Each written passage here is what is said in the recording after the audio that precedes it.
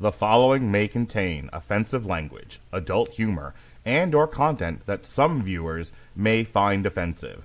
The views and opinions expressed by any one speaker does not explicitly or necessarily reflect or represent those of Mark Radulich or W2M Network. Please listen with caution, or don't listen at all.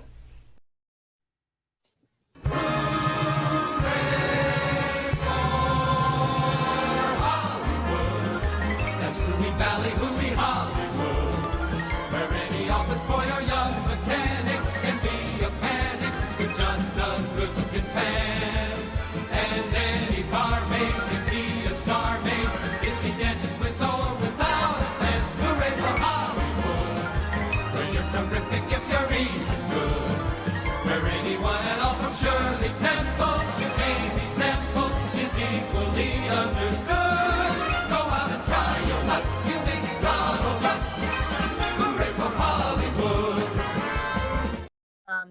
Ladies and gentlemen, boys and girls, children of all ages, you are listening to a Radulich Broadcasting premiere podcast, Damn You Hollywood. And here's your host,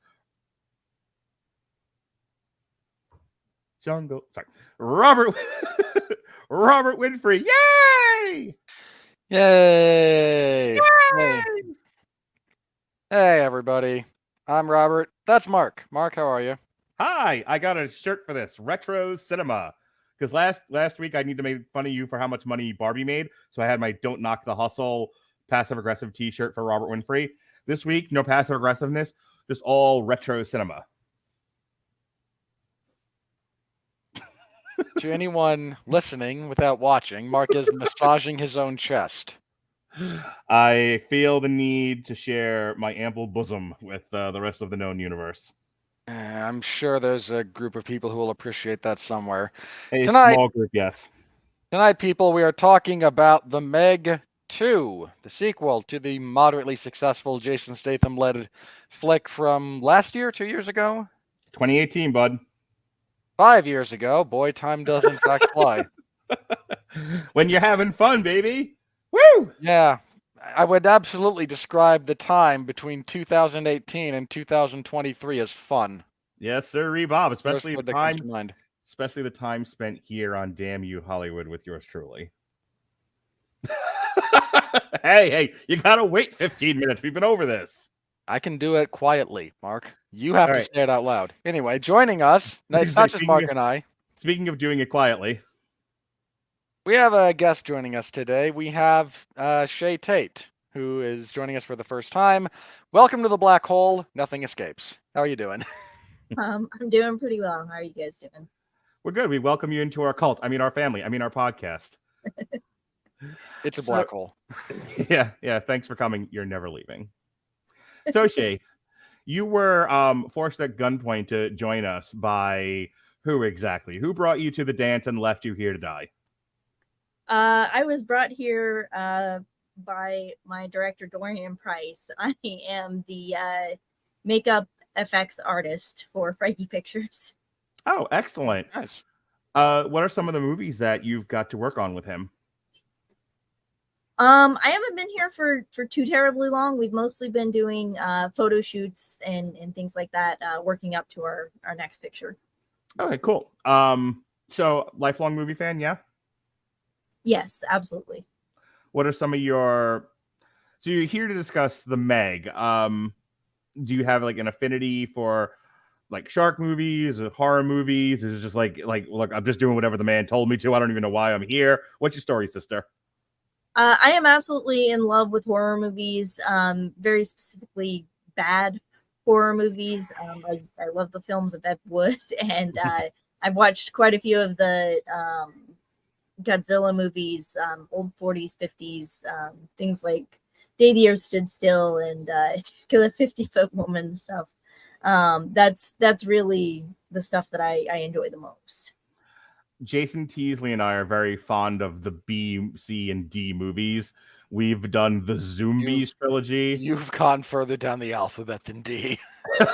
Yeah, we went all the way to F with Velocipaster. I loved Velocipaster. Tell me all the things about Velocipaster and how much you love it. Oh God, that was My favorite thing about Velocipaster is missing effects here. yeah. That's fantastic. Jason and I and Robert, as a matter of fact, did the sci-fi original movie Zombie Tidal Wave. Yeah, we did. We did. What's your favorite? What are a couple of your favorite horror movies? A few of my all-time favorite horror movies are actually the 1931 Dracula, and some of the later Nightmare on Elm Street movies. Really? Yeah. I think when Robert and Sean did the Nightmare on Elm Street Long Road to Ruin years ago, first one's a classic. Second one, what was it? So Bad It Should Be Studied, Robert? The second Nightmare on Elm Street movie it's not so bad it should be studied. Mm-hmm. It became a little infamous for all the wrong reasons. Yeah. I think you guys said 3 was good. I can't remember what you said about 4. 4 is After 4, it definitely started going off the rails. yeah, 4 is like the last gasp at coherency. Yeah. I gotta ask you, and then we'll move on from Nightmare on Elm Street since we hate to talk shark shit. Sean is very fond of screaming at the top of his lungs about the Nightmare on Elm Street remake, that they went out of their way to make Freddy relatable and sympathetic, and Sean nearly went on a murderous rampage about Hollywood. What did you think of that? That's a little bit of a weird one for me. That was also one of the first Nightmare on Elm Street movies that I actually got to watch in theaters. Mm-hmm. Jackie Earle Haley was really great in it. I just think that the script was kind of fuckered. Yes. Hang on. The script let him down, and let's not pretend that apart from Jackie Earle Haley, everyone else is sleepwalking through that, and not in the way that you should for a Nightmare on Elm Street movie. Yeah. Like Rooney Mara looked like she wanted to be anywhere else. So we also did a few years back, we did the Jaws, speaking of shark shit. We did the Jaws movies, Jaws 1, 2, 3, and 4. Jaws is excellent. It's a classic. It is the beginning of what becomes the summer blockbuster phenomena. 2 is okay, kind of more of the same. Spielberg. That's right. That's why we're all here. 2 is kind of more of the same. Still okay. Not as good as the first. 3 is the one in the water, in the aquarium, right? The water park. Jaws okay. 3D. I love Jaws 3D. But I love Jaws. Weird. But I love Jaws 3D for the same reason I love Jurassic World. I love this idea of a theme park or an aquarium or someplace where there are happy families being attacked by monsters. More on that later when we get to this movie. Projection. Just a little bit of projection there, Mark. And then Jaws 4, I barely remember. Dude, Jaws 4 has Michael Caine and the shark that follows them to Tahiti. That's right. After looking for revenge. That's right. And doesn't actually make sense because they had to re-edit the ending to keep one character alive and kill the other one. It's a terrible, terrible mess. Have you seen the Jaws movies? I've seen the first one. I haven't gotten a chance to see any of the other ones. So Jason and I, for Shark Week, that's why in July we do shark shit. We did a triple feature. We did Shark Exorcist. Yeah, Sharks you did. Sharks of the Corn, and the sci-fi original movie Ghost Shark. Have you seen any of these? I know I watched at least part of Ghost Shark. That's the one where one of my girlfriends referred to it as a Scooby-Doo movie, which will now forever live in infamy. Go back and watch the whole thing. Ghost Shark is fantastic. It sounds like a hell of a lot of fun. It's definitely one of those that you pile a whole bunch of people on a sofa and just rip it the entire time. There's nothing wrong with a good a movie where you just make fun of it the whole time. Be Waldorf and Statler. So okay, have you seen the first Meg movie? I did not get a chance to see the first Meg movie. Okay. But I got a gist of it from like, reviews and stuff, and it seems It's not complicated. the second one. Yeah. So Robert, you and I reviewed the first Meg movie, and we had fun with it. You know, it's a simple enough premise. It is, and you know, as a guy who likes the novels the series of novels that this franchise is kind of pulling from, you know, I understood some of the changes. I didn't hate it. It wasn't my favorite thing in the world, but I don't mind having fun at the kind of movie that the Meg was. And then I wanted to like this movie, Mark. I really wanted to like this movie. I know there was a rare glimmer of excitement and joy in your eyes at the potential for, you know, schlock. And I have learned my lesson, have I not? See? Yes, don't look forward to things. Dead eye see no future, my friend. All right, so quit anticipating, quit looking forward to. The world doesn't care. The people in power would just as soon drown you in a puddle of piss. Welcome to our show, Chae. I hope you have a lot of fun. All right, let's get into the Meg 2, Meg 2, The Trench. Robert, take it away. All right, so we start off with a lesson on the food chain, Mark, by going all the way back to the Cretaceous period. Yes, there's always a bigger fish. Indeed. Then we flash forward, and Jason Statham is out doing Jason Statham things. Yes. He's infiltrated a tanker ship that is illegally dumping radioactive waste into the ocean. And he documents this, and then he gets picked up in a plane, and it's just a stupid Jason Statham action sequence. I mean, look, not to interrupt your plot synopsis like some other people do on this podcast, and yet here we are. But I mean, don't we enjoy Jason Statham kicking people? Isn't that why we come? You did that deliberately, and I'm not touching it. That's what she said. Arr. My point is, we wanted to see Jason Statham kick it. The point is, you're not being touched. It's not. Is to kick a prehistoric shark through, you know, like you come to these movies to see Jason Statham kick things. I mean, he opens up the movie with. And let me say, look, I'll issue my complaints about this later. Okay. So we figure out that a couple of the characters from the first movie died off screen between episodes on the way back to their home planet, presumably. And Jason Statham is now a single dad, having a hard time. And we get the uncle, who was the brother of his love interest from the first one. And the daughter is, you know, a precocious 14-year-old child prodigy genius who is a strong, independent woman who don't need no man. Straight from the Dumbo movie. It's up there. She might as well have been wearing a sign on her head that said Shuri. Go on. Tell me I'm wrong. You ain't wrong, buddy. They're working with part of this oceanographic institute, and there's one of the Megs from the first movie that they found, sort of, that is now they keep it in captivity, and they monitor it and they study it, and it's a nice attraction, and they get people to give them money so they can continue exploring the trench, the lowest part of the ocean, and all the crazy things that live down there. So they go down there, and they've got special suits that help them, and during this particular expedition, our 14-year-old troublemaker tags along, and her very presence causes trouble, because no matter how many good dives they've had before this one goes sideways. Well, why? Come on. Even Chae knows. Screenwriting 101. What makes this day different from any other day? It's the day that everything goes sideways. That's what. So the Meg escapes captivity. By the way, that is a great way to be invited back when you agree with everything I say. And even if you insult him the whole time, he'll invite you back. So the Meg escapes captivity because there's a full moon out. Yeah, I believe it picked the lock is what happened.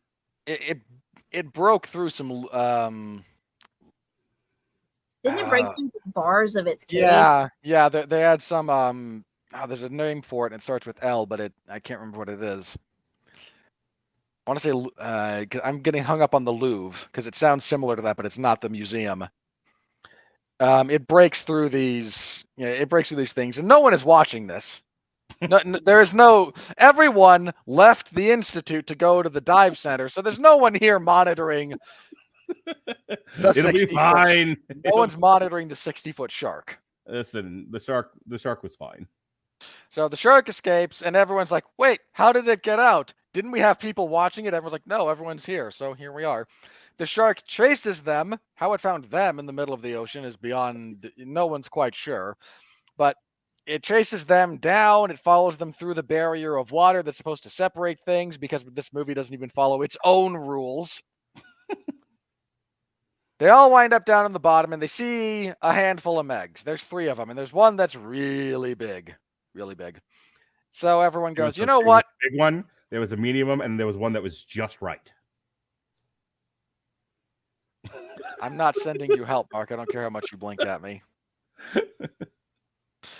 So instead of exploring the segment of the trench that they were going to explore, they decide, you know what? Let's follow the Megs. Why not? What could go wrong? Mark, what could possibly go wrong? Absolutely everything. So they follow the Megs, and they presume that the Megs start mating. And while they're there, they discover the truly, Mark, the deadliest of all creatures. Man is down here. Yes, it's the Mexican wrestler dude from Snowfall. It's good to see him working in the talkies. I haven't seen Snowfall, so I'll take your word that that's what he does. So, Chae, have you seen Snowfall? I have not. Do you like your television with lots of crack and drug addicts and drug dealers and black stuff? Not particularly. Ah, you don't know what you're missing. Just for the record, Mark's the one who just equated drug dealing and crack with black stuff. I mean, look, don't blame me. Blame John Singleton. We'll talk later. I'll tell you about all the black stuff I like that you should like too. Okay. He's not kidding. He will.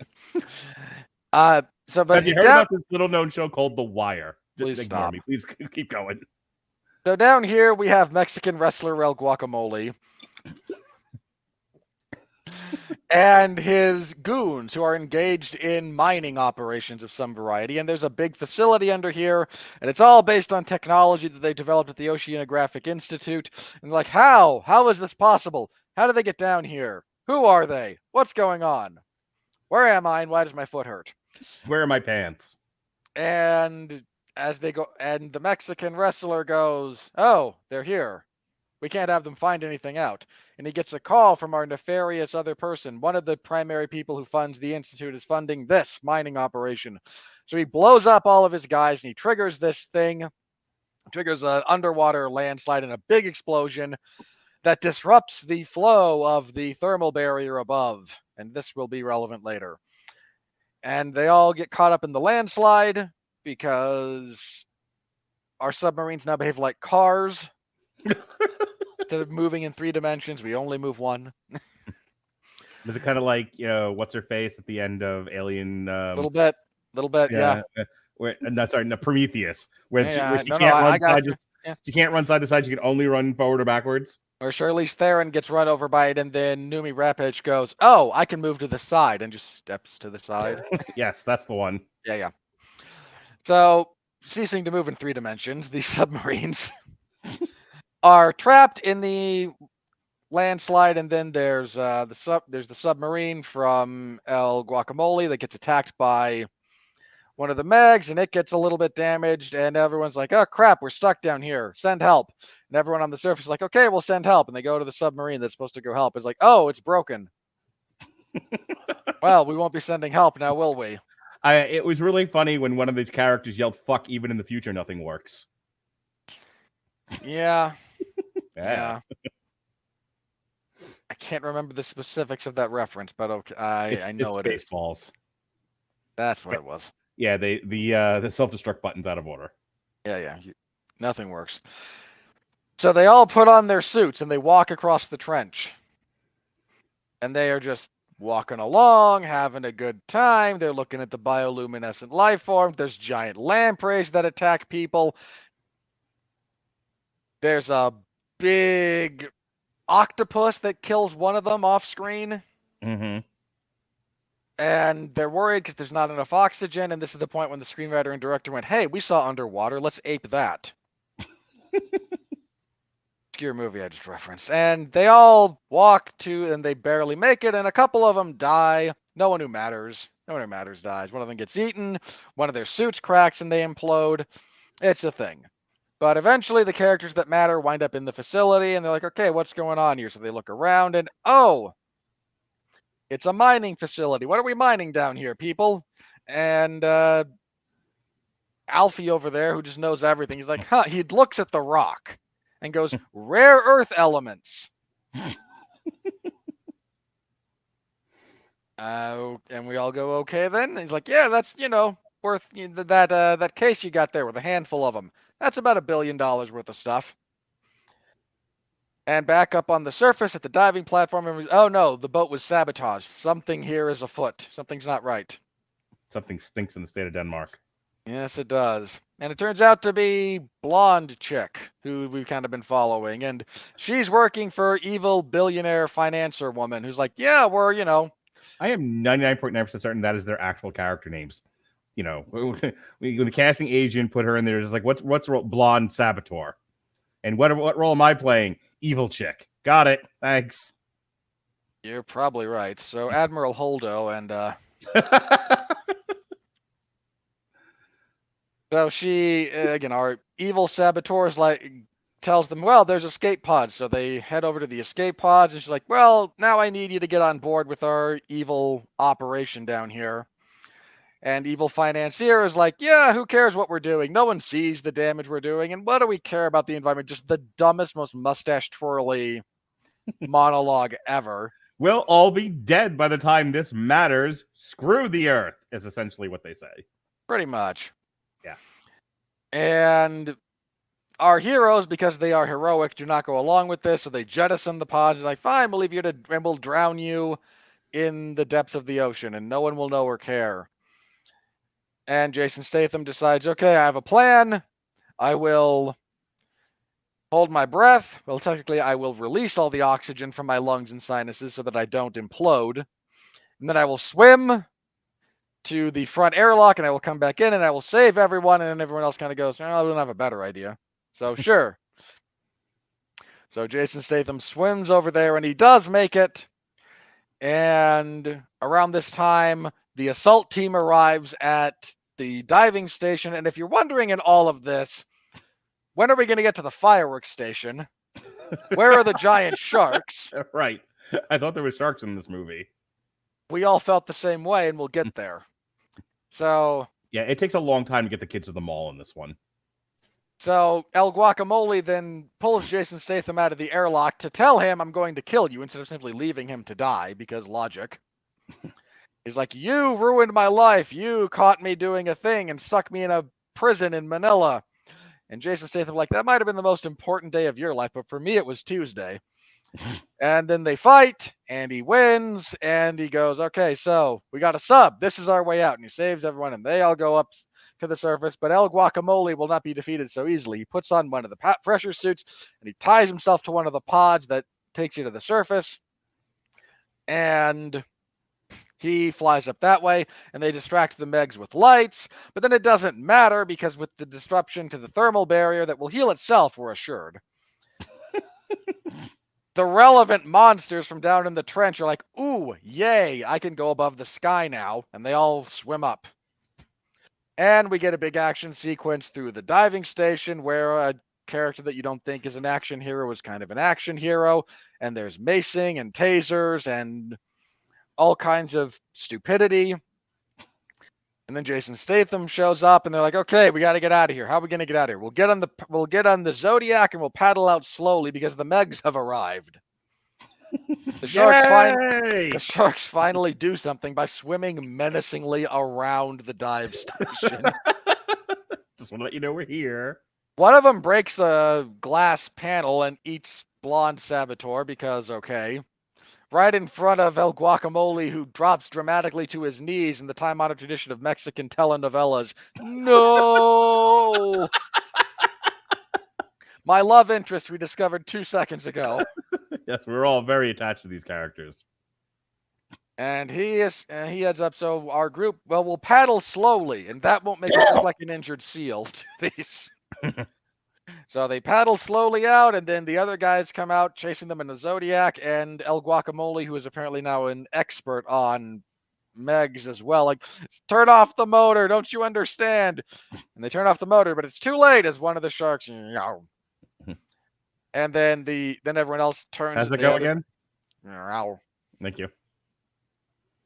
And then they fire up the Zodiac or the group, and they drive off, and like, well, what are we going to do now? Well, there's a place on land we can get to. And El Guacamole looks at his charts and maps and gets a phone call from evil financier who says, you got to stop them. If they tell what we're doing, we'll be ruined. Ruined! And he goes, well, there's really only 2 places they can go. There's Skull Island and there's Fun Island. Well, we're going to Skull Island to capture a giant ape. What's on Fun Island? Apes, but they're not so big. Fun Island here is our tourist destination in the South China Sea, An hour Southeast and a half Asia. to get to this point. I had an 8 o'clock showing. It started at 8:30 with trailers and everything. 9:39. We finally get to see the sharks fucking eat people. Ugh. So they head to that location, and evil finance lady comes from somewhere in the world on a helicopter and gets there before them. And the Megs show up, and they start eating people, and then all the other little creatures come out as well. You see the giant octopus, he shows up, and he's wrecking stuff. Giant octopus, what are you doing here? A very brief cameo. Being scientifically inaccurate, because believe it or not, octopus beat sharks in fights. This is documented. Okay. And then these little like quasi iguana jaguar doohickeys that were down there somehow, despite 65 million years of living just at the bottom of the freaking ocean, retained the ability to breathe oxygen or to breathe air. So they're here, and they start hopping around and chasing people on land so they can do something. And Jason Statham has some rigged harpoons with improvised explosives. Like, all right, I will. During the writing session, like, can we please get not velociraptors, like the little like famous dinosaurs from Jurassic Park? Like, can we get those little dinosaurs that like jump all over people? No, then we're copying too much. Okay, how about the same concept, but we'll make them look like jaguars? Like, sure, whatever. Invent a new thing. Iguanas, not jaguars. Yeah, iguana. Yes. And everyone just kind of goes along with this. So there's a big fight there. Our heroes split up, and Jason Statham's on a jet ski trying to fight with the Megs. It's the best part of the movie. And one of the Megs gets attacked by the octopus, but beats it because it doesn't work. Like, again, this should not happen. This is Rey Mysterio beating Mark Henry. Like, we all know this ain't real. I was gonna say, because that shark in particular was John Cena. Sure. When the shark F5'd the octopus, I was really impressed. Yeah, sure. So there's that, and then Jason Statham kills one of the Megs, but then El Guacamole shows up and starts shooting at Jason Statham. Yes. And that's what we needed. And then the dam breaks. But it was too. So and then they did the cavalry, but then it was too late. So look, the little like quasi blue and yellow iguana things kill a bunch of people on land, including most of the villains. And then El Guacamole gets eaten by Shark Boy. And Jason Statham lifts with his bare hands a helicopter propeller blade and slaps the ground with it to attract the Meg, which jumps at him and then impales itself on this thing. There was a helicopter crash in there somewhere for some reason. And lastly, we have the last Meg, which is the one from the beginning. And the uncle who shows up, the uncle who's been there, is like, oh, this is the one I've trained. I've raised this one from a pup. I share a bond with it. It won't eat me. He does this right here. That's what he does. Do it. And we find out later that shark's name is Blue. He tries to be Chris Pratt, and he isn't. He isn't Chris Pratt. Yeah. The Meg ignores him to chase dolphins, because dolphins are actually a better source of food for a shark than a human is. And he's like, you see, it loves me. It really loves me. And they all get back together on the beach, and they all start drinking. And like, there's still another Meg out there. Yeah, and that sucks. And it might be pregnant. Yeah, that sucks. But you know what? We've done enough for today. Let's just call it here. We're all on the beach. We're on Fun Island. How about we just have a few and we leave it here? This is, in fact, where we leave the movie. We all get back together for the Meg 3, the search for more money. All right, Chae. There's not going to be a Meg 3. Spoiler alert. All right, Chae, you've been waiting 30 minutes. This is your time to shine. Share with us your craft opinions and criticisms of Meg 2, The Trench. Oh, man. To be completely honest, this is kind of a boring movie. I went in thinking it was going to be like Jurassic Park or something with gigantic sharks, but it really just ended up being a Jason Statham action movie. The scariest parts of this movie are the first 5 minutes with the T-Rex, and that's just because I'm scared of dinosaurs. Okay.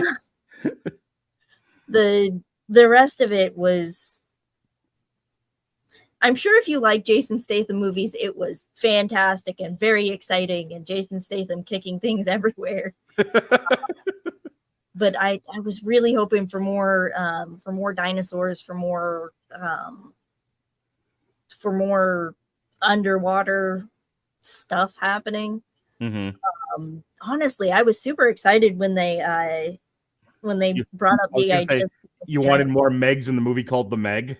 Yeah, I know. It's a crazy thought, isn't it? Yeah, it really I is. don't know where would they get that from. And all the marketing had led me to believe that this is truth in advertising still exists, right? And to be completely honest, when they brought up the idea of the giant octopus, I was very much hoping they were going to turn this into a monster fight kaiju kind of movie. Right. Like that thing had so much potential. Like they could have used the entire last half of that for a gigantic shark versus octopus fight. That would have been absolutely bomb. I wanted that trench to be a clown car full of nonsense. Just everything, every kaiju, like you said, every monster they could think of just keeps coming out of the trench. And the whole second half of the movie is just them dealing with the Monsterverse. That would have been great. Look, the second half of the movie just turns into Pacific Rim. Yeah, that'd have been fine. Oh yeah, that would have been absolutely fantastic. But other than that, it was an all right movie. I mean, it was a lot of Jason Statham kicking things. Walking around kicking stuff. All right, let me jump in here. Feel free to cut me off or jump in if you hear something that you want to comment on. I don't have a tremendous amount to add. This is going to be one of our shorter reviews. Now that I've said that, we're going to go the full 2 hours. But she's not wrong. Chae is not wrong when she says this is almost a tale of two movies.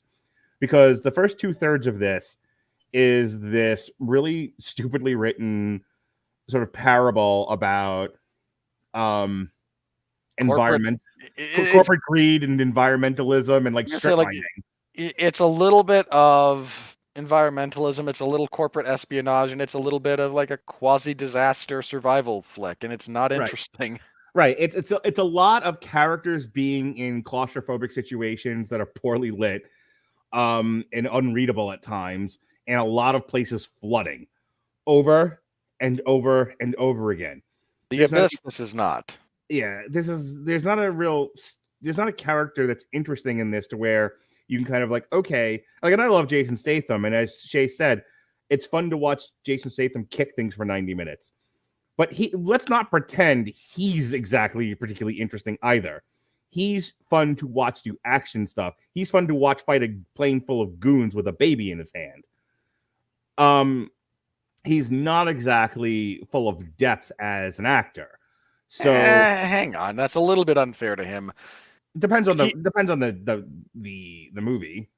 So this character is not calling on any sort of acting chops I was that gonna anyone say, has. when look, something like Wrath of Man, where they ask him to act, he's good in.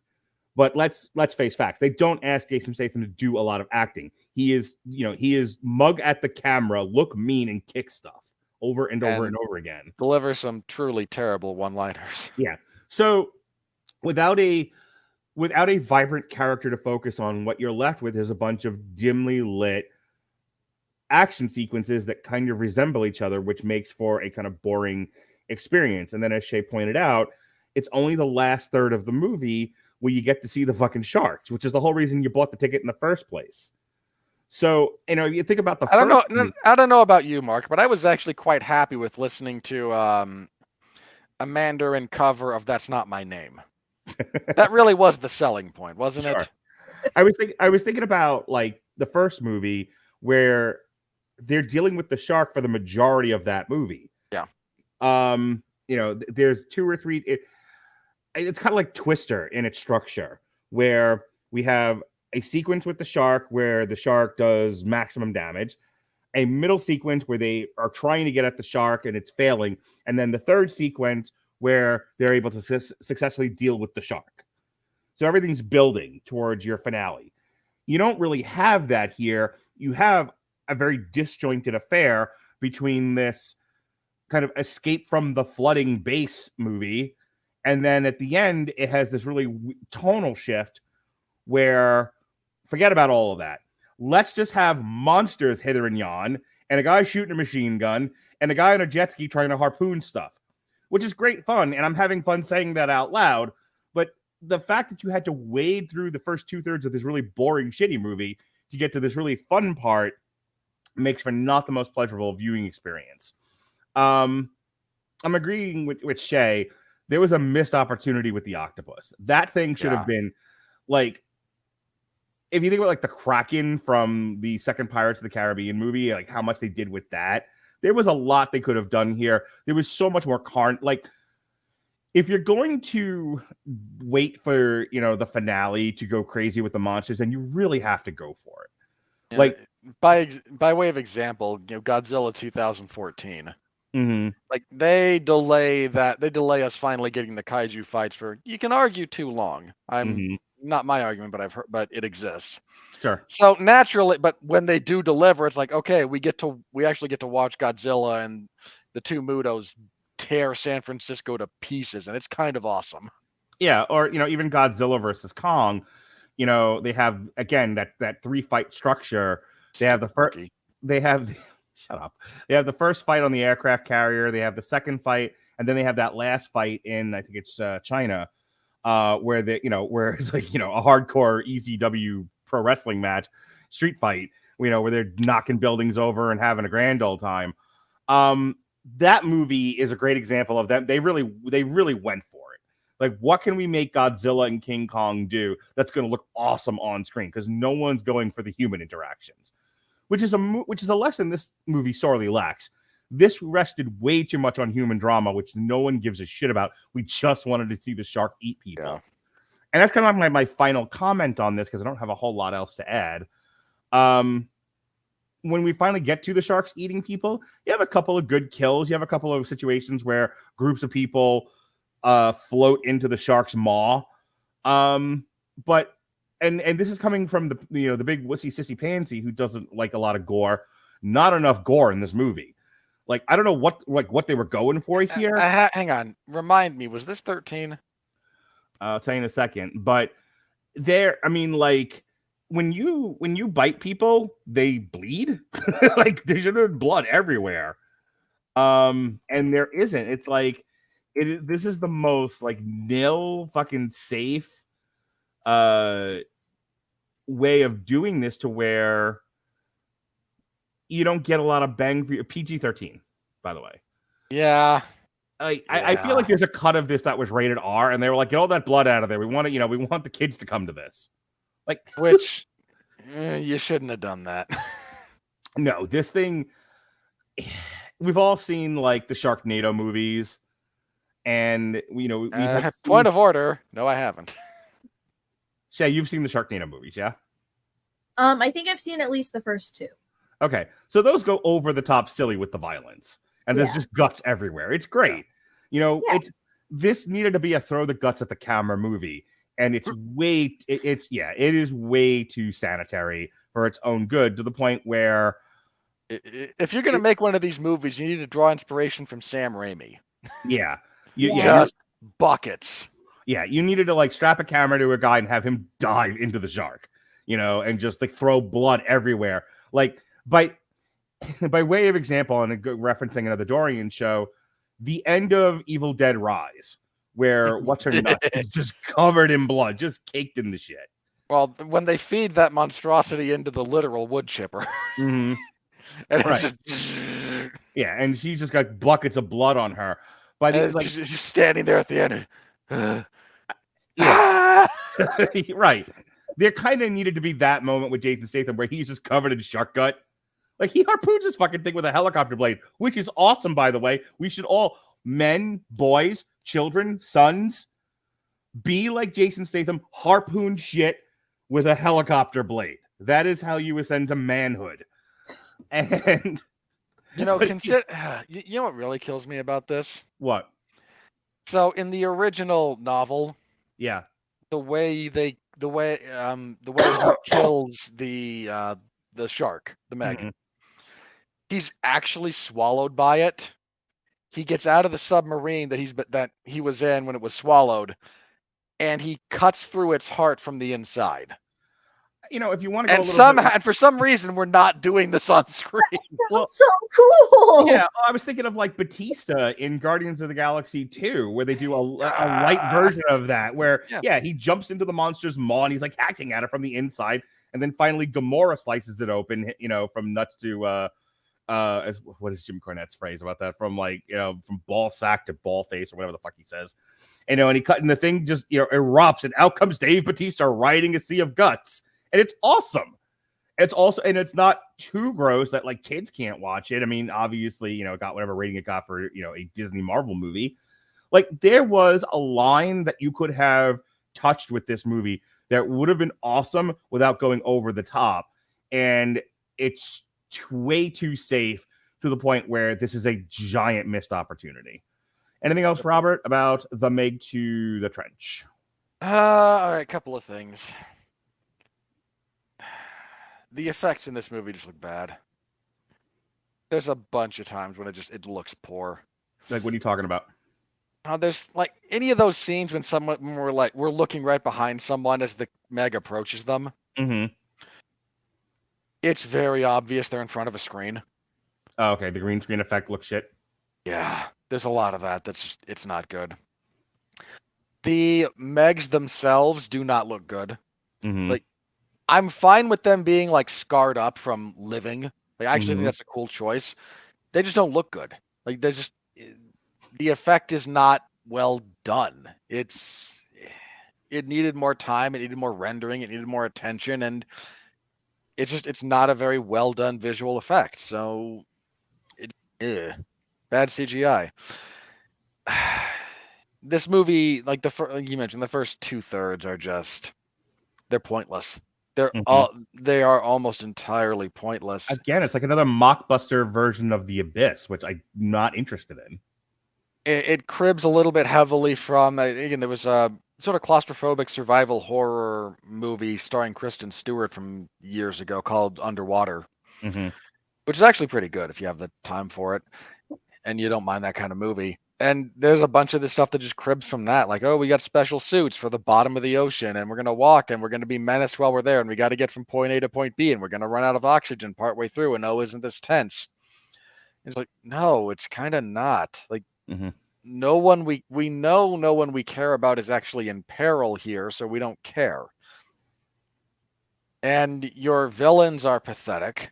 For some reason, the 60 to 80 foot shark, you can't have that. Like, no, we need El Guacamole and weird finance lady who gets dragged off by our iguanas. If you want to invent a reason to blow the trench so that all manner of God's monstrosities pop out, you know, if you want to create a situation where Cthulhu arrives with his minions, That's fine. Where strip mining the ocean works just fine, but you needed to do that in the first 10 minutes.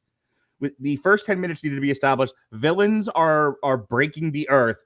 Cthulhu is going to come out. And then for the next 2/3, we're dealing with Cthulhu, not the last third. You see what I'm saying, Chae? The irony of you referencing Cthulhu, he actually does show up in underwater. Go ahead. That's part of why I thought this was going to be like a kaiju Godzilla type movie, because they were dumping all of that crap into the ocean. Right. Oh, that's a really good point. I thought that was going to float all the way down and like make a mega megalodon. Right.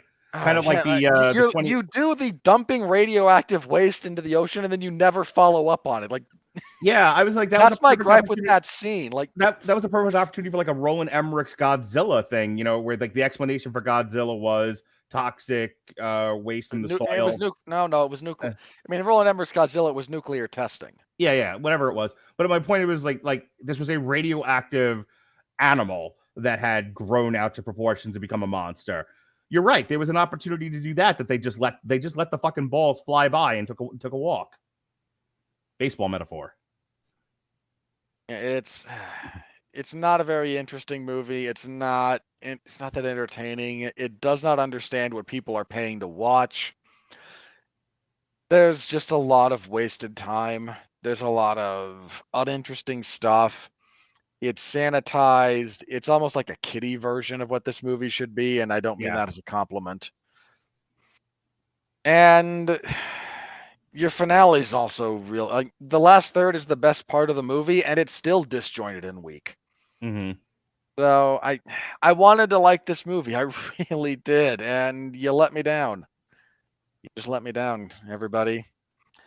And that's where we are. Our in theory, our hook for the third one would be, oh no, that one that's quasi-trained is out there and pregnant, and more Megs will show up. And I kind of doubt it, because I kind of doubt you're getting a movie.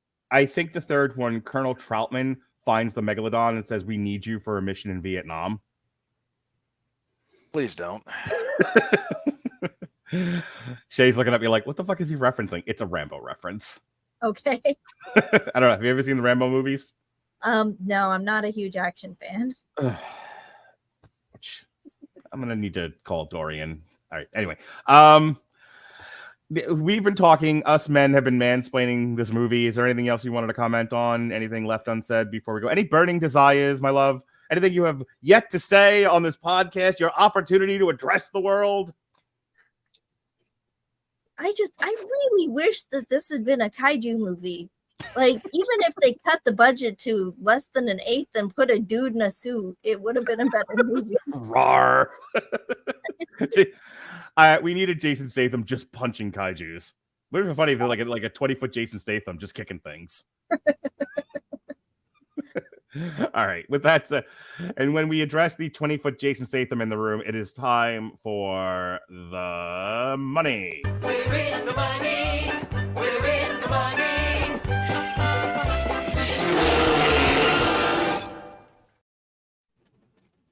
Boy, when I said this was going to be our shortest review, this time around I wasn't kidding.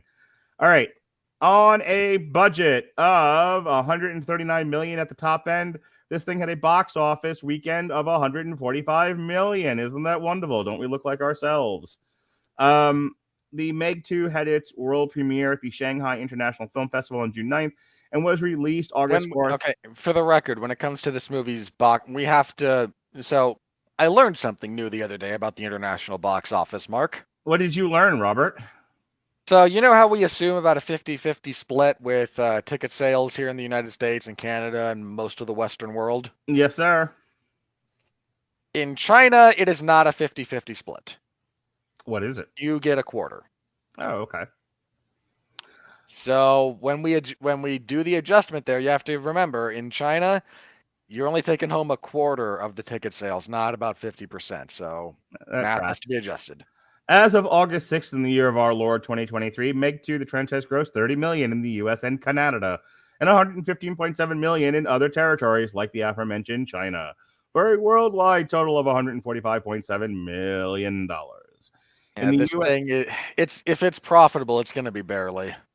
In the US and Canada, the Meg 2, The Trench, was projected to gross 20 to 30 million from over 3,500 theaters in its opening weekend. It made 12 on its first day, including 3.2 from Thursday night previews, and it went on to debut 30 million, finishing second behind this year's Top Gun Maverick, Barbie. Yes, sir. All right.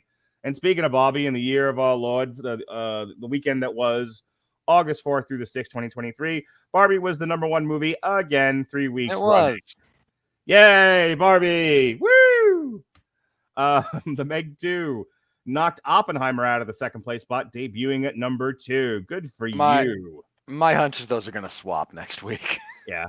As I said, Oppenheimer debuted at fell from number 2 to 3, and Teenage Mutant Ninja Turtles: Mutant Mayhem from Paramount Pictures debuted at number 4. Can we all have a minor oof for that movie debuting at 4? I mean, look, but the Barbenheimer experience is what's claiming the airwaves right now. It's a lot of stuff is fighting for oxygen. I know. I almost feel bad for that movie. I mean, like Alexis and Zach, I think, or Alexis and Ben are going to talk about it in a couple of weeks. It'll be a little old by then, but they want to do the review, so I told them they can do it on a night that I'm out. But I'll tell you, I mean, like, it's getting good marks. It's probably going to be a nominee for an Oscar. It's just right now, who knew that Barbenheimer was going to be this year's Top Gun Maverick and that everything else was going to have to fight for time? So it's not that Ninja Turtles is a bad movie and it deserves to be number 4. It's just that's as high as it's going to go with the competition it has. You ever get the sense that I've been trying to figure out some of the trends lately, and because I'm me, like I have to try and figure out why. Mm-hmm. Is it just me, or are moviegoers desperately trying to amuse themselves? Like, because the movies aren't doing it, so they spin up this nonsense. Like again, like Barbenheimer, like that wasn't a thing done by anyone up here. Like that was some idiot on TikTok who's like, how about we do this? And a bunch of other idiots on TikTok went, okay, woof, caught fire. Yes, and now we have Saw Patrol for that reason. Have you heard? Hang on, let's not leave Chae in the dust here while me and you go traipsing through the periwinkles. So Chae, have you heard Paw Patrol and Saw 10 are both coming out on the same day? And so because we take the wrong lessons from every opportunity in the bad timeline that we live in, not the good timeline, as I pointed out. There's two timelines. We live in the evil worse. We live in the mustache Star Trek universe. Mirror, mirror. That's where we live. Where we take all the wrong lessons from every opportunity, from every experience. And the wrong lesson from Barbenheimer is merge everything together, Dareep. So now, because Saw and Paw Patrol, a horror movie and a kiddie movie, are coming out the same day, we get Saw Patrol. Why? Lizard brain. That's why, Chae. I'm trying to tell you what I'm trying to tell you, Chae. What do you think about that? I think it's pretty hilarious. I've seen some things on TikTok about Saw Patrol, and honestly, I would watch that. You're going to do a double feature of Saw and Paw Patrol? Maybe not the double feature, but a Paw Patrol. My plan is to drag a 4-year-old to both movies. If it's not a 4-year-old, it's kidnapping. I just want you to know that. That's a felony. All right, that complicates things a little bit, but okay. You can't just grab a random 4-year-old. Come with me, child. But look, Mark, we're only just barely, and I mean barely, getting out of the decade of everyone trying to chase what the Avengers did. Yeah. Of course, we're going to spend the next 2.5 to 3 years doing mashups. I can't.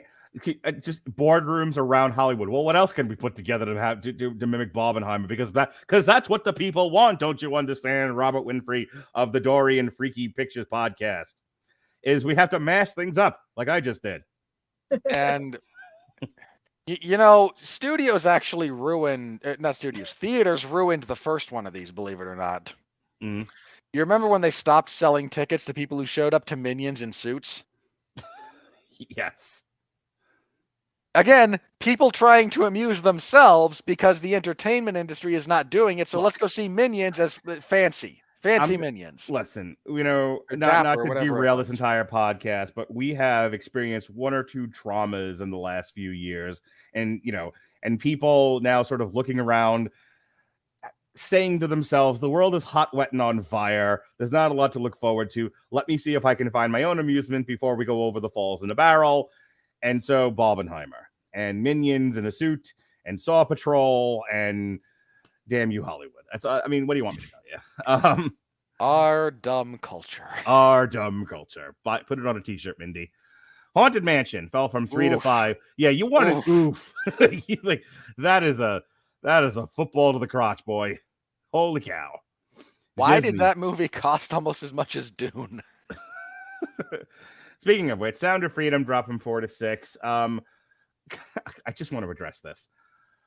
You can't have like the people who just cannot are just beside themselves with anger about how well the Sound of Freedom is doing relative to its cost.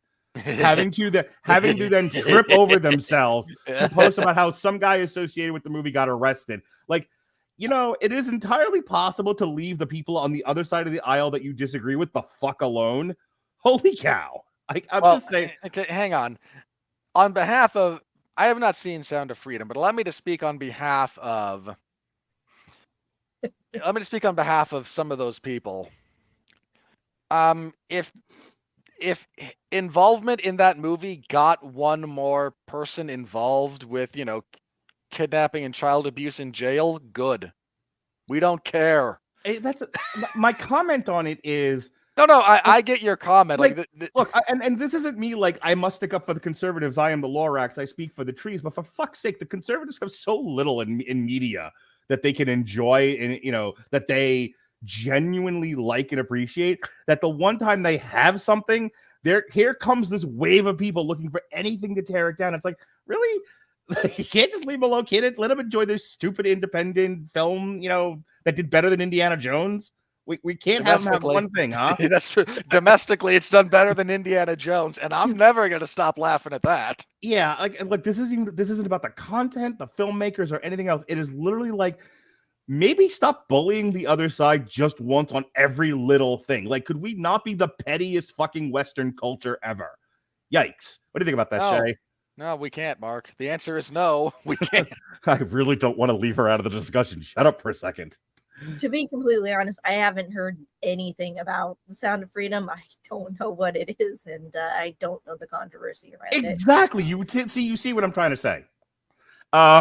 So we'll move on.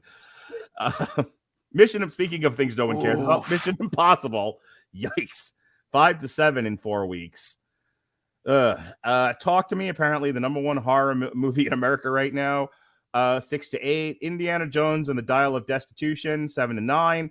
Ooh. Elemental, who slowly but surely picked up some money after we said it was a bomb. No. It's still a bomb. It's not as big a bomb.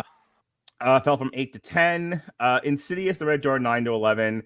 And then Shortcomings debuted at 14. Dreamin' Wild, 16. Cat Video Fest 2023. Why aren't we talking about that? Maybe at number 17. The Highest of Stakes, 2020. Passages, 23. Ransomed, 26. Shiva Baby re-release, 35. A Compassionate Spy, 37. What Comes Around Goes Around, don't you understand? 39. Tokyo Pop at number 43. And that was the weekend that was. All right, worldwide. Super Mario still number 1. And Bobby chomping at its ankles. I don't know, man. Here's the thing about Barbie. Yes. It might get past Mario Brothers more because, you remember why Titanic was so successful, Mark? Do you remember why? Why, Robert? Because it had 3 months of zero competition. Yeah. People who wanted to go to the movies, I'll go see Titanic. I think they announced today that they've extended the window on Barbie. I know Oppenheimer is having a continued run on IMAX screens. And I think Time Warner Discovery, Pornhub, has decided that they're going to ignore the 45-day window rule and just leave it in theaters for a while because, oh my God, for the first time since Reagan was in the White House, Warner Brothers has a fucking hit on their hands. So slight exaggeration. The Batman, who's that? No, you know what though? In all seriousness, they might have to go back to Obama at this point. Like you might literally have to go to the Obama administration for Warner Brothers. It's been a while since Warner Brothers had a genuine $1 billion hit, because I think, like I said, the Batman died in the 700 million. So that was a headline for like a day or two. Barbie makes more than Batman, and boys all over just fucking fell over and died. Look, if the state of Warner Brothers is we're succeeding on the back of Batman and Barbie, I am happy to let it continue to burn. Moving on. Guardians of the Galaxy has died in the 800 millions. Fast and X barely was profitable. Fast X not profitable at 700 million, which tells you everything you need to know about modern movie making. That really does. If your movie can't be realistically profitable at $700 million, you have screwed up on so many levels. Yeah, I watched the Critical Drinkers thing on why movies suck at the cost.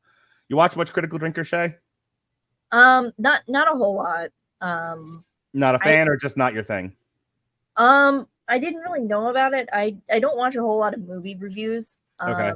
I mostly focus on making effects and stuff like that.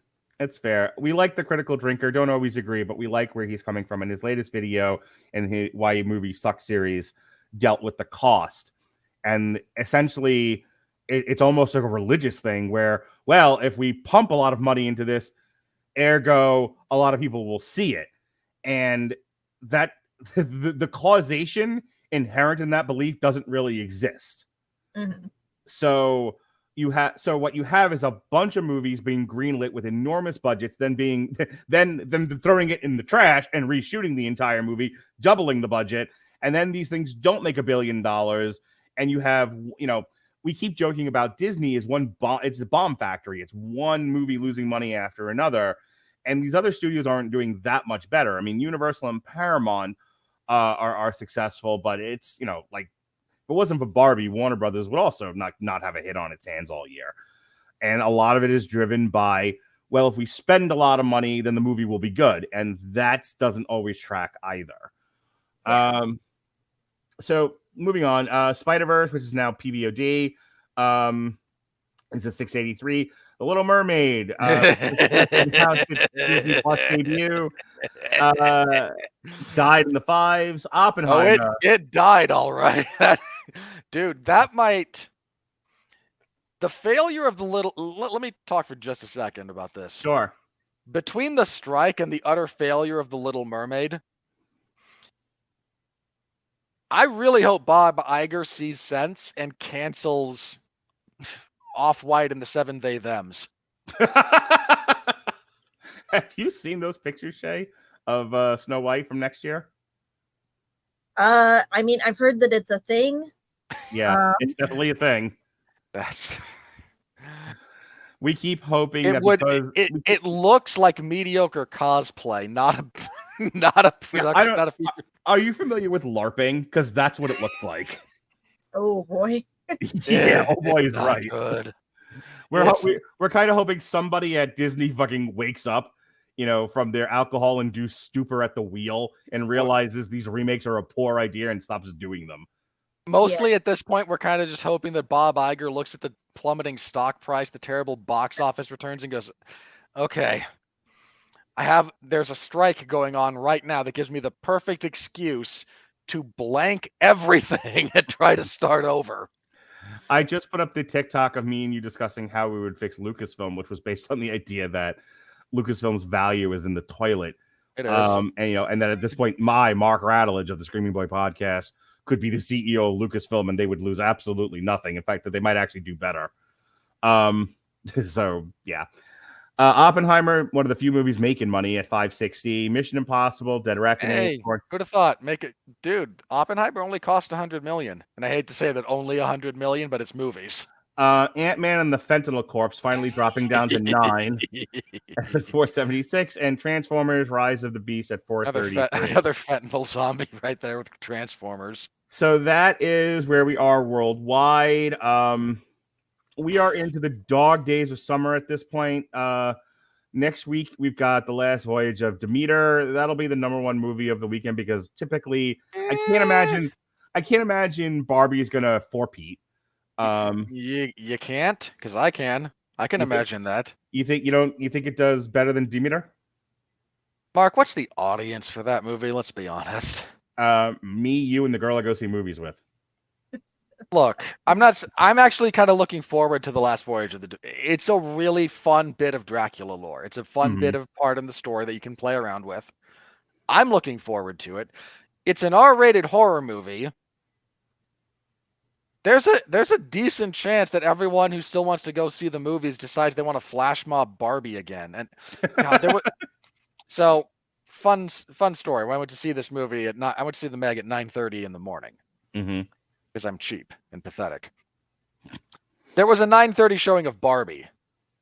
I can tell you which was more attended because I was in the theater alone, which was actually great. I love empty theater experiences because I get all the great technological advantages of the theater without any of the people. You can take your pants off and nobody cares.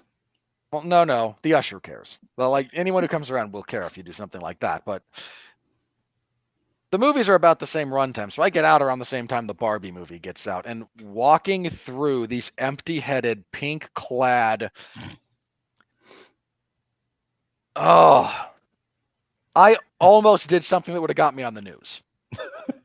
Have you seen Barbie yet, Chae? I have not seen the Barbie movie. Save yourself. It's not worth it. See it at some point, but Barbie was never my thing, so... Okay. All right, you gonna go see Demeter? Absolutely. All right. So yeah, I mean, it's 50-50 then, just so I don't have to keep arguing with you. Well, look, I'm not movie of the weekend. For the record, this is one of those where I'm not going to be surprised either way. Okay. And then we have Blue Beetle, then Gran Turismo. Dead. Blue Beetle, dead. Dead. And then we have a break, another break, more breaks, and then the Expendables at the end of September. So hang on. So again, my point about Barbie beating Super Mario Brothers. What's its competition for the next 6 weeks? Nothing. There is nothing. Yeah, like it might get to 1.5.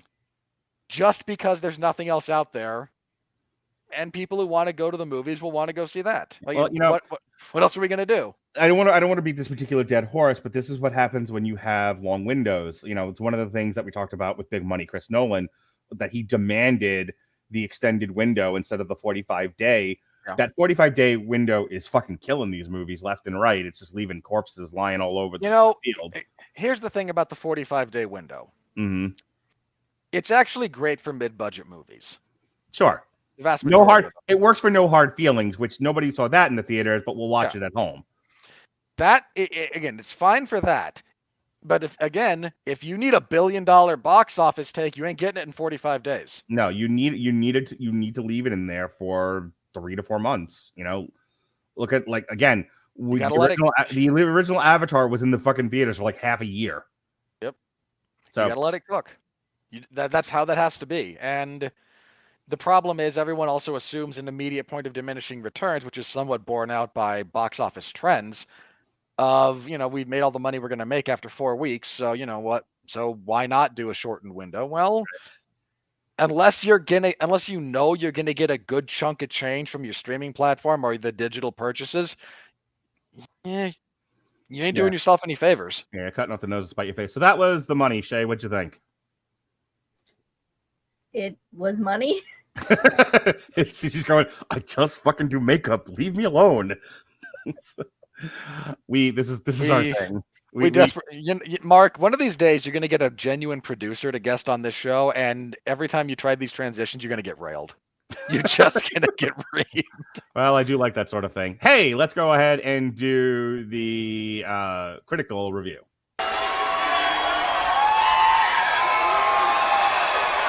Are you ready? No! I said, are you ready? No, God! No, God, please, no! No! No! No! Alrighty, and here we have look, man, just for the record. With this split, I'm with the critics on this one. Yeah, the critics gave it a rotten at 28%. The audience score was 73%. Look, we do a podcast where we deep dive drill into these movies and we deconstruct them, much to the chagrin of the Chris Baileys of the world. But this tracks for me because anyone going to see the Meg, not exactly a film critic. Hang on, here's audience people.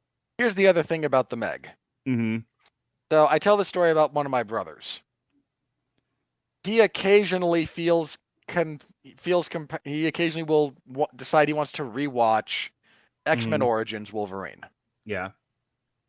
You might ask yourself why. Why, Robert? No, you might ask yourself why that. You don't have to ask me that. Is this my beautiful house? Is this my beautiful wife?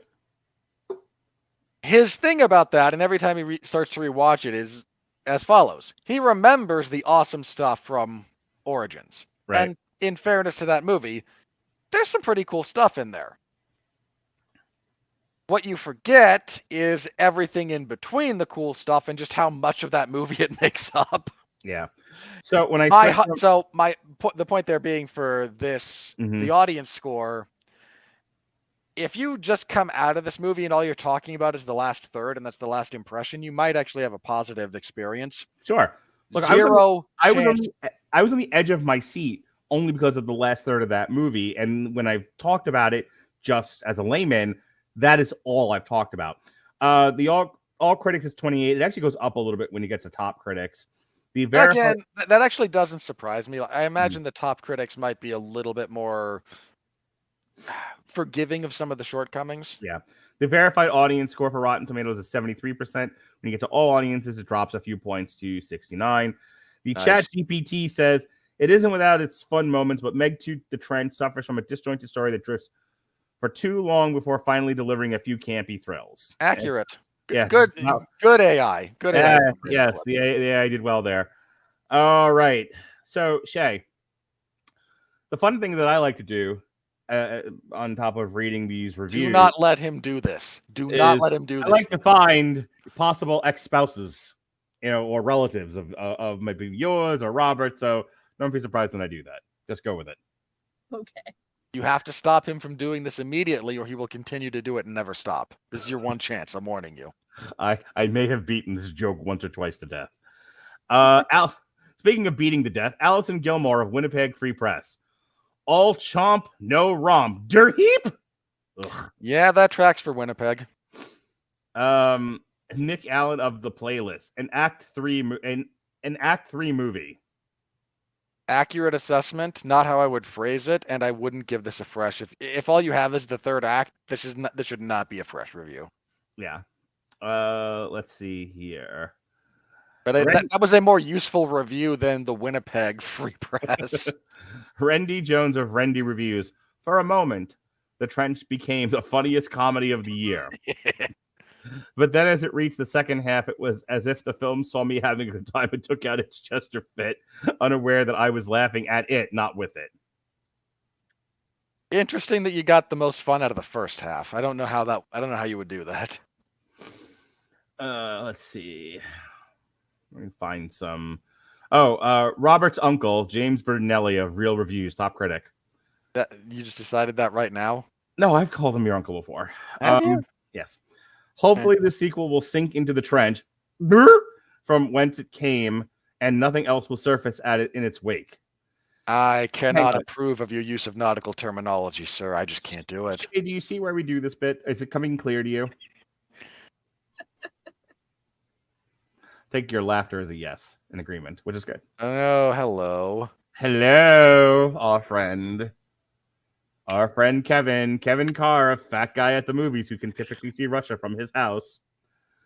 Dark, murky, and nonsensical. This tepid sequel fails to work as an action movie, a shark movie, or a send-up of either. How in the world does that have a fresh tomato next to it when he gave it 1 out of 4? Like, I'm genuine. He's not wrong in his assessment here. Yeah. I'm not sure how those don't add up. Yeah, that's a fuck up on Rotten Tomatoes part. I would assume. Let's see. Christy Puchko of Mashable, top critic. Wheatley's wit seems pointed at the gauche desires of an audience who just want some big, mindless entertainment without being judged for it. Why are you trying to use words like gauche and Whitley? Why do you feel compelled to try and pontificate from on high about the Meg 2? All right, the future ex Mr. Chae, Tate, Jeremy Johns. See, normally I assign Jeremy Johns to Alexis Hayner, but she's not here, so he's all yours. I'm dumb. Jeremy Johns of JeremyJohns.com. Of JeremyJohns.com. Say the thing, you monkey. Say it. Fuck you, Rob. It feels like a store version of The Abyss. For the first 2/3, yes. Yes, it does. Absolutely. So what you missed there, that bit of passive aggressiveness. No. I want to explain it to our guest. It might come up later. All right. If it doesn't, if it doesn't, I'm going to mansplain it to her. Okay. Okay, that's fine. And in vascular detail. Let's see here.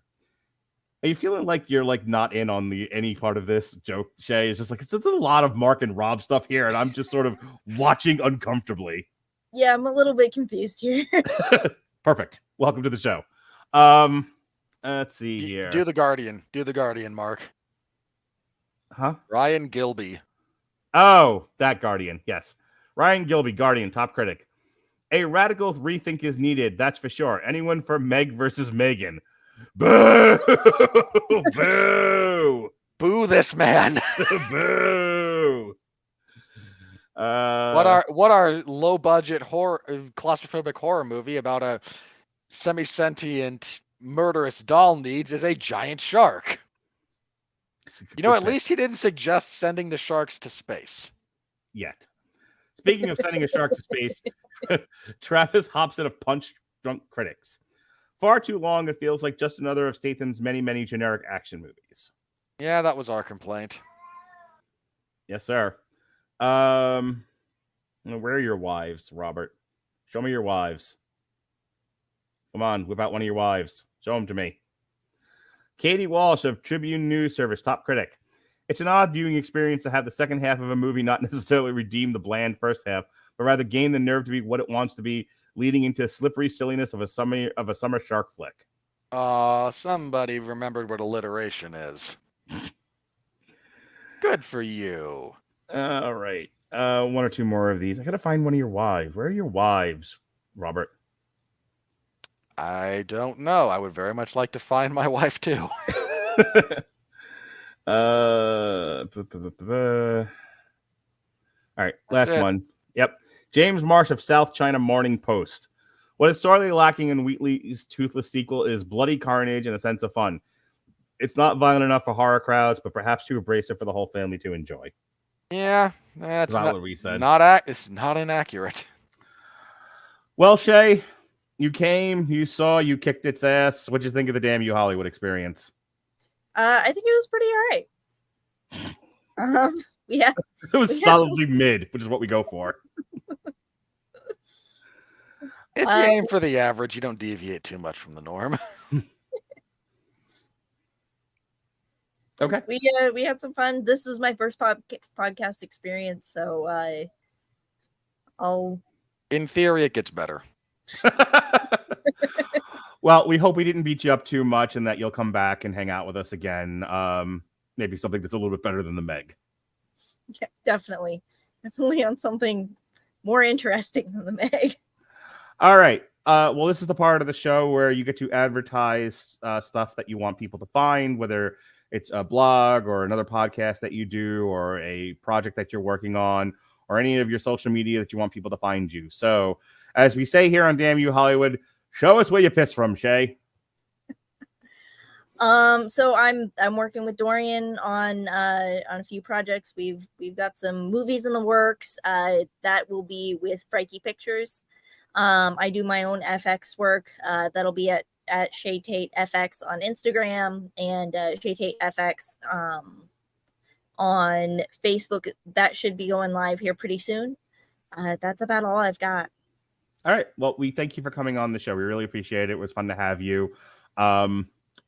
As for myself, yesterday on the Metal Hammer of Doom Jukebox, myself and one half of the wise men, Jesse Starcher and Robert Cooper, good to his mother, we celebrated the 35th anniversary of NWA's, the National Wrestling Alliance's, Straight Outta Compton. Not what that particular initialization stands for in this instance. And Don't tell the straights that. So yes, we talked about NWA, Straight Outta Compton. We regaled our audience with our history of hip hop and rap culture. And we made sure to tell the good people that Robert Winfree is, of course, the expert in such things, though you were not with us. Okay, hang on. Because I haven't listened to the review, I now have to ask. Yes, sir. Are you being serious with that? Not even a little. Okay. We made sure to tell people if there was a basement in the Alamo of knowledge of hip hop culture, you are below that basement. That's more like, why did I come up at all when you're talking about that? We needed a point of comparison for Robert Cooper, and you were our best point of comparison of zero knowledge of hip hop culture. Fair. That's very fair. Yes. So we talked about our history with hip hop on our metal review podcast. Then we reviewed the album. We played some videos, and then we did a list, like the Casual Heroes used to, of the top 10 metal covers of hip hop songs. So we had a lot of fun. We had a lot of laughs. It was a great podcast. Check it out. This past Sunday, again, talking about the 35th anniversary of Straight Outta Compton, we re-aired the debut Hollywood that Robert Winfree skipped out on. It was me and Jed from the Casual Heroes. We reviewed the movie Straight Outta Compton. Tomorrow, Alexis Haina, Jesse Starcher will be reviewing Marvel's Secret Invasion. And God bless God knows I don't want to do it. The good boys over at Movies That Don't Suck and Some That Do this Friday will be airing their Barbenheimer review. And then it's Everyone Loves a Bad Guy Saturdays. So looking at the heels, by God, of World Championship Wrestling. Heels like Master P. And then it's Metal Hammer of Doom Sundays proper. It's Napalm Death, Apex Predator, Easy Meat, which is Robert's nickname at the swinger party house. Apex Predator, Easy Meat. That's what they call you. Napalm Death. Anyway, next week we've got that's Jesse and I will be continuing our trip from the corner to the deuce. We're looking at the great works of David Simon. We are up to the mini series Show Me a Hero, which deals with the very exciting, very vivid topic of housing politics. Yes, sir, Rebob. And then on Damn You Hollywood, it'll be Robert and Pat Mullen, and I think Dorian will be joining us, and we will be talking The Last Voyage of Demeter. And then Alexis will be back while I'm at the Offspring concert. She'll be talking Twisted Metal with who knows what. All right, that's all for me. Thanks. I'm driving. Robert Winfree, take me home, baby doll. I will just leave you on the corner where I found you. Yes, sir. All right. I do a few different things. I cover mixed martial arts and professional wrestling for 411mania.com. MLW stuff on Thursday, WWE SmackDown on Friday, and UFC events on Saturday. Those are in the either the wrestling or MMA zones of that aforementioned website. Oh, last week was a decent event, unfortunate main event. But if you want a full review, you can find me hosting the 411 Ground and Pound MMA podcast. I'm there Monday mornings. That's when it goes up. I record it Sunday evenings these days. And yeah, it's there. Give it a listen. I talk about the wide, wacky, wonderful world of mixed martial arts. This week, I talk about that event. Jake Paul beating Nate Diaz because it amused me. Really did. And preview of this upcoming UFC event, which is a little And, news of the week, fights that get made, stuff like that. This upcoming one will be a review and then a preview of, what do they have? UFC 292. They're in Boston, 2 title fights. So this coming week, we'll preview all of that. That'll be fun. And yeah, back here next week for Last Voyage of Demeter. I hope you don't get too attached to any of the characters because I know how that ends. All right, folks. I want to thank Chae Tate from Freaky Pictures for coming on with us. It was a lot of fun. We'll hope to have her back soon. For Robert Winfree, I'm Mark Radulich. Be well. This has been Damn You Hollywood. Be well, be safe, and behave.